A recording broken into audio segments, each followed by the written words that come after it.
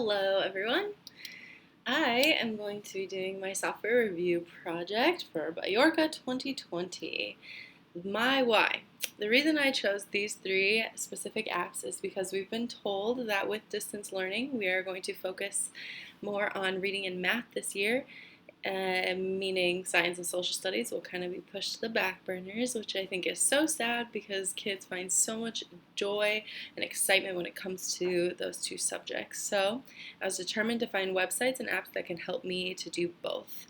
So I focused on Google Expeditions, but the AR, augmented reality side, Mystery Science, and Epic Books. So first, AR Google Expeditions. Is it better than reality? I believe so. This app is free to download on any device that supports this. I used my iPhone. You can use an iPad. If your school has more than one, it's even better because then multiple people can be on it at the same time.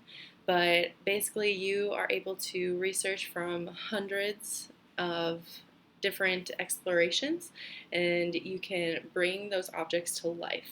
So if you're doing like a shark unit and you're like, hey, let's have the kids actually see a shark and we can pretend that it's like in our classroom. And you can definitely do that, as you can see in that picture. And then if you swipe up on the picture, it also gives you fun facts. I will talk to you later more about how you can use this, but it's definitely something you should try in your classroom. Second would be Mystery Science. Is it better than Bill Nye the Science Guy? Have you ever wondered these questions? How is glass made? Why do birds lay eggs in the spring? Are unicorns real? I definitely think that all of these kid-based questions help to form this amazing website where teachers can go on and get pre-designed lesson plans for you, all based off NGSS. And you can do experiments, activities, videos, mini lessons. It's super teacher friendly and has a printable lesson plans where you can grab and go. And right now you can sign up for a free year-long subscription. Go fast. There's about 3,300 left. And you don't necessarily need Google Classroom or a template online in order to share this with your students. You can share the activities just through a link, and I will go more into that later as well. And just so you know, this is the layout of it. So basically there's a exploration part for 10 minutes, hands-on activity, and then a wrap-up. And it's great for distance learning because it literally makes the kids go step by step through the lesson for you.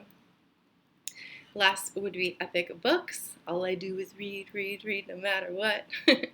It's a website and app that houses over 40,000 ebooks, audiobooks, videos, comics for students to explore and fall in love with reading.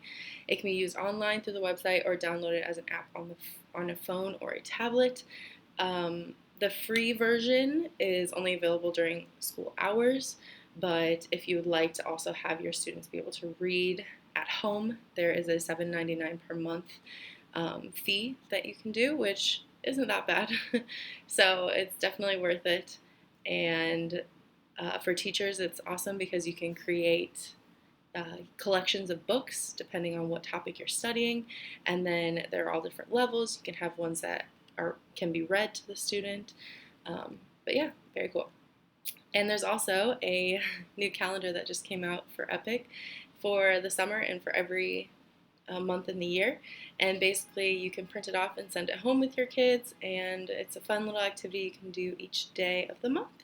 So tell a funny joke, ask a friend to recommend a book for you, give yourself a compliment, which I found very exciting.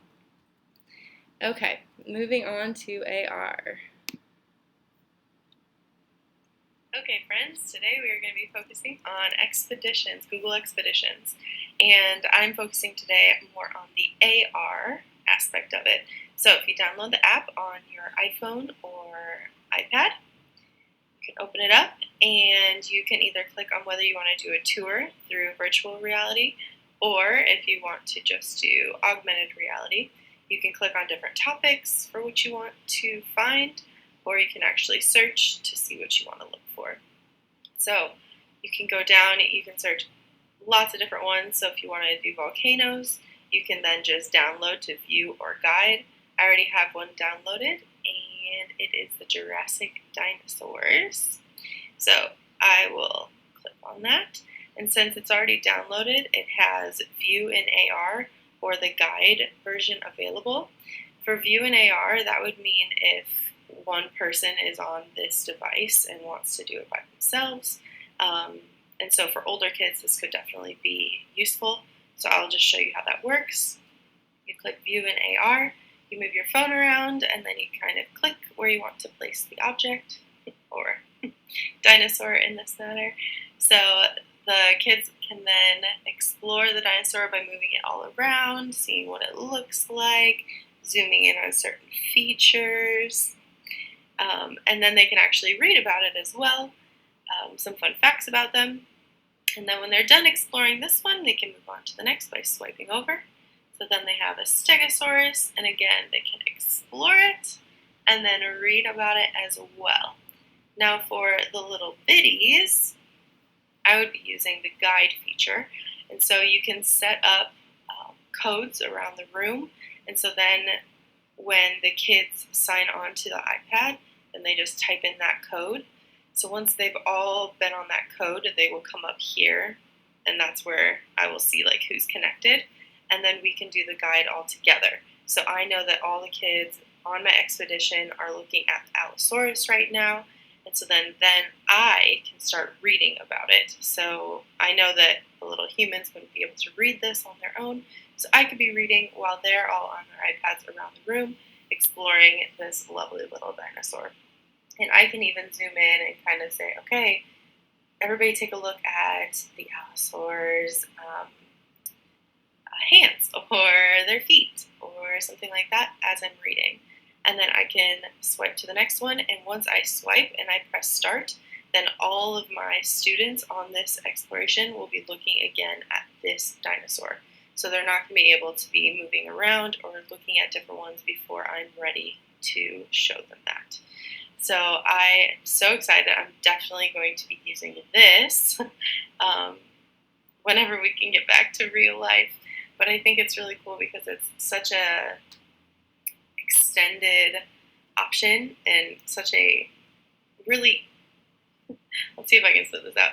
Basically, it brings everything to life. And so it's something that they'll be able to see, and they think that they're seeing it in real life. So yay for augmented reality.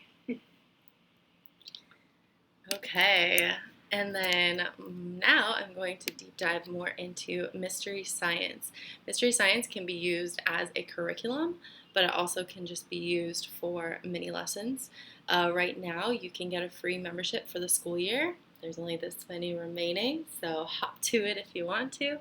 It's very much hands-on, it's NGSS aligned and Common Core, and there's like very little prep for a teacher. It's super easy.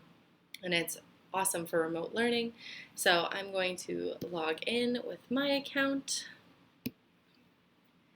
Okay, so when you log in, you will come into a space that says lessons or mini lessons. So if you're someone who already has a science curriculum and doesn't really need that, you can go to mini lessons, and each week the owner of this website, Doug, he used to be a science teacher, elementary science teacher. So he has kids send in questions from all over the world, and then he puts together little videos and activities to actually solve the question. So why do cats purr? This was by Jalen, who's in 5th grade. You could say, why is Mars red? And you can go back, and each week a different one is uploaded. So these, I think, are super interesting if you are just needing something to go along with something you're learning or something like that. So for example, how is a rainbow made? You would click on that as a mini lesson. And you can share the student link. You can add it to Google Classroom. There's also extensions, and so different ways to have them reflect on the lesson. But this is actually a question from Joseph. And when you click on play. Hi, it's Doug. St. Patrick's Day. It's a time when people wear green, and some people even dress up in costume. But for... So it starts each lesson like he's kind of FaceTiming this Joseph and answering the question for him. And so it was around St. Patrick's Day, hence the rainbow. And you go through the lesson after you watch that video. You say, let's discuss. How do you think it is made? And then there's another For a video long time, no one had a very... which is more of like the information. Then you can open up like a bonus. And then you can actually do different rainbow art. And it basically just Number 5. helps you go through the entire process. So I really love this as like a center activity or an extension activity off something you learned. Now, if you want this for actual lessons, you go to lessons, okay, and you can go based on your grade level, and you will get a planning guide for NGSS. It's a year long, and so I'm going to be in first grade. So if you click here, it literally gives you a breakdown of exactly how you can use these resources to help you with science. And for example, if I'm going to start off my year with plants and animal superpowers, I can literally see the 6 lessons that are going to go along with it. I can see the activity prep, so what I'm going to need for each of these activities. So for this one, I might need some beans, some Dixie cups, so I can either get that ready in my classroom or send it to parents ahead of time and they can get that set up. It tells me the standards, and it also has assessments for each mystery that we're solving as we go along. And for the lessons, so say we do lesson 1, and you click on it, again, I can see this right here, what activities I need. I can see what reading can go along with it. So there's some examples of different books I can read. And it even connects with Epic, so you can use them from there. The assessments, activities that you can add, you can email parents and connect it to Google Classroom. And again, if you press play, it takes you step by step through the process. And when it gets to the hands-on activity, it'll say, okay, now get out this straw, and you're going to use that as a beak. And then once you have that figured out, then you press the next button, and then it says, okay, with that beak, you're going to pick up the items.